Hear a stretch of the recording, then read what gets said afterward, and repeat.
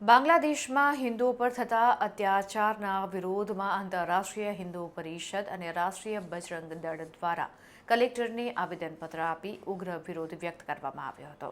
આંતરરાષ્ટ્રીય હિન્દુ પરિષદ અને રાષ્ટ્રીય બજરંગ દળ દ્વારા ઉગ્ર વિરોધ પ્રદર્શન કરવામાં આવ્યું હતું। સંગઠનના હોદ્દેદારો અને કાર્યકરો મોટી સંખ્યામાં એકત્રિત થઈને કલેક્ટર કચેરી ખાતે પહોંચ્યા હતા, જ્યાં તેમણે સૂત્રોચ્ચાર કરી પોતાનો રોષ ઠાલવ્યો હતો। કાર્યકરોએ કલેક્ટરને આવેદનપત્ર પાઠવી રજૂઆત કરી હતી કે બાંગ્લાદેશમાં હિન્દુઓની સુરક્ષા સુનિશ્ચિત કરવામાં આવે અને ભારત સરકાર આ મામલે આંતરરાષ્ટ્રીય સ્તરે દબાણ લાવી કડક પગલાં ભરે। સંગઠને માંગ કરી છે કે નિર્દોષ હિન્દુઓના નરસંહારને તાત્કાલિક રોકવામાં આવે અને ત્યાં વસતા પરિવારોને પૂરતું રક્ષણ પૂરું પાડવામાં આવે। પગલાં જે લેવાના છે એ લે અને હિન્દુઓને સુરક્ષિત કરે।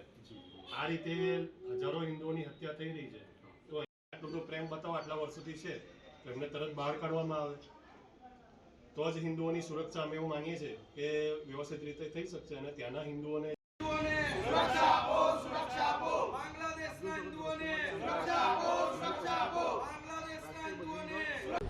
સાહેબ, આજે કયા વિષયને લઈને આવેદનપત્ર પાઠવવામાં આવ્યું? અમે આંતરરાષ્ટ્રીય હિન્દુ પરિષદ રાષ્ટ્રીય બજરંગ દળ વતી આજરોજ વડોદરા જિલ્લા મહાનગર અને વડોદરા જિલ્લા ગ્રામ્ય વતી કલેક્ટરમાં આવેદનપત્ર આપવામાં આવ્યું છે। એનો વિષય છે બાંગ્લાદેશમાં થઈ રહેલા હિન્દુઓ પર અત્યાચાર, હિન્દુઓની હત્યા તેમજ હિન્દુઓના જે ઘરફોડ લૂંટફાટ થઈ રહી છે એના વિરોધમાં ભારત સરકારને અમે કહીએ છીએ કે ભારત સરકાર તેના વિરુદ્ધમાં કડક પગલાં લે અને ત્યાંના હિન્દુઓને સુરક્ષિત કરે અને સાથે સાથે જે શેખ હસીનાને અહીંયા ભારતમાં સાચવી છે એને ત્યાં છોડી દેવી જોઈએ। આપણી જવાબદારી છે, ભારતની જે હિન્દુવાદી સરકાર છે તેની જવાબદારી છે હિન્દુઓને સાચવવા અને મુસ્લિમોને સાચવવાની જરૂર નથી। એટલે હિન્દુઓને સુરક્ષિત કરે અને અહીં રહેલા જે રોહિંગ્યા છે તેઓને તે બાંગ્લાદેશ મોકલે અને બાંગ્લાદેશમાં રહેલા જે હિન્દુઓ છે એને ભારત પરત લાવે અને ભારતની નાગરિકત્વ આપે, એવી અમારી માંગ છે।